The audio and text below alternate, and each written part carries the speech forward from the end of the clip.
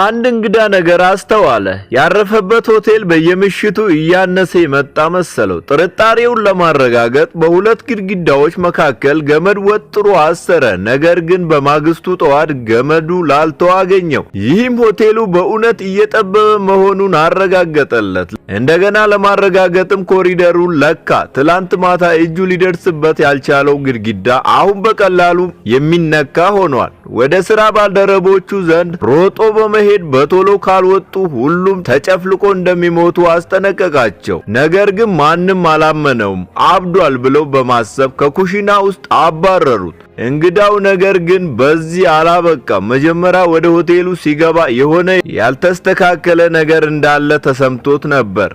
አንድ እንግዳ ሽማግሌ ከአልጋው ስር ተኝቶ አግኝቶት ሽማግሌውም በግድ ካስወጣው በኋላ ሌላ ደግሞ በልብስ ማስቀመጫ ቁምሳጥን ውስጥ አንድ የሆቴል ሰራተኛ ተደብቆ አገኘው። መጀመሪያ ላይ ብዙም ትኩረት አልሰጠውም ነበር። ነገር ግን በማግስቱ ለመውጣት ሲሞክር ደረጃው ወደ ግድግዳ ተቀይሮ አገኘው። ወደ ሌላ መውጫ ቢሮጥም እሱም ጣፍቶበት ነበር። መላውን ሆቴሉን ቢፈልግም መውጫዎቹ በሙሉ ተሰውረዋል። ሆቴሉ ወደ ድብብቆሽ ተቀየረበት። ሰብስክራይብ ማድረግ እንዳይረሳ ቤተሰቦች።